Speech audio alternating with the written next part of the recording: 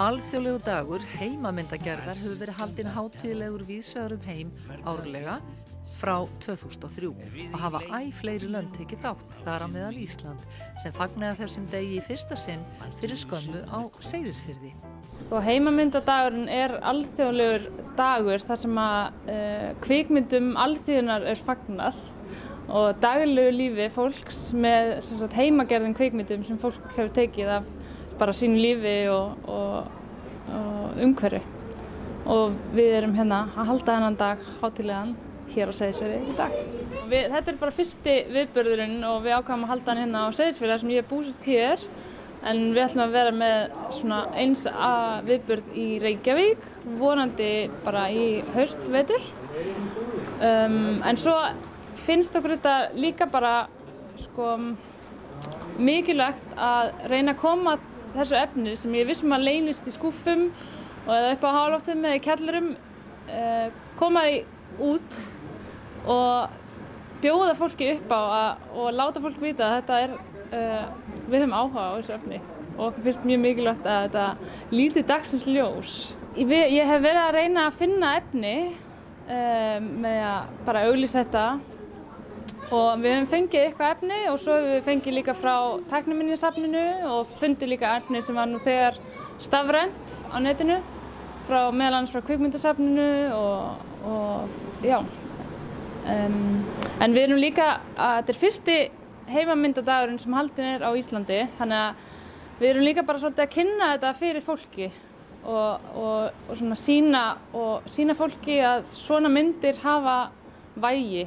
Þær eru þess virði að sýna. Sýning á svona heimamyndum er náttúrulega allt öðruvísi heldur en sýning á efni sem er ætlað til svona almennar sýninga og það sem við viljum skapa líka er svona samtal milli fólks, að fá fólk saman og ræða hvað það er að horfa og þannig svona eiga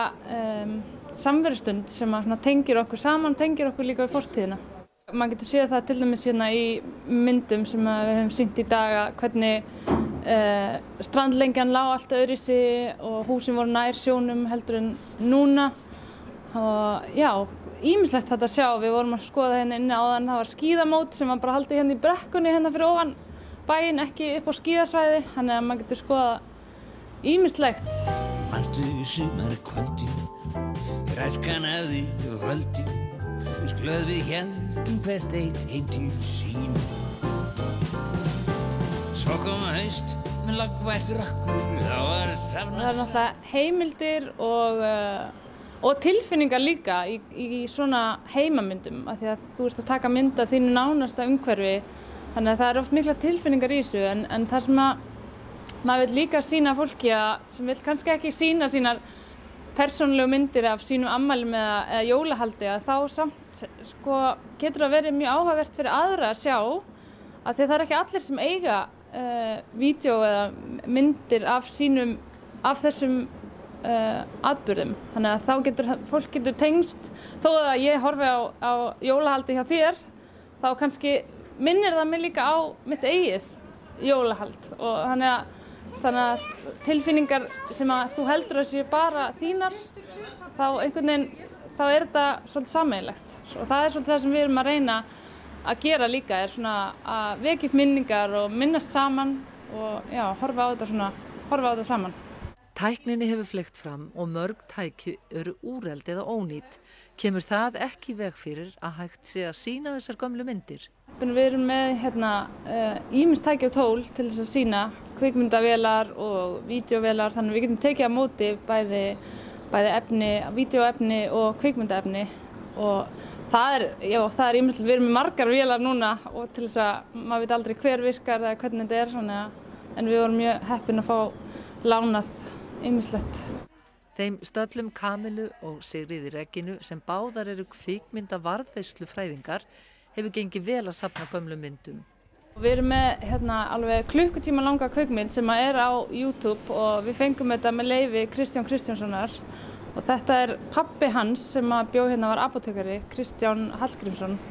Hann tók gríðarlegt magna efni og alveg frábærar myndir bæði í lit og svart-hvítt, mestmegnis í lit og bara sýnir mjög mikið bæjarlífið frá árunum 64 til 75 cirka og hann tók bara upp ýmsa atburði í bænum og fólk bara á götum úti og inn á heimilum, þannig að það var mjög gaman að horfa og fólk kemur hérna og sér sjálfan sig í einhverju barnaafmæli fyrir 50 árum síðan. Já. En hvernig hafa viðtökur heimamanna verið? Það bara mikil forvitni og ég held líka að það kannski þurfi þennan atburð til þess að fólk aðeins átti sig á því hvað við erum að gera og við viljum bara fagna svona fortíðinni og fagna þessu myndefni en fólk bara mjög spennt að sjá og það er ótrúlega góð stemning einhvern veginn að safna saman fyrir framan kvikmynd og horfa á hana saman og tala og rifja upp gamla tíma. Svo kom haust með lokkvært rakku, það var þarna saman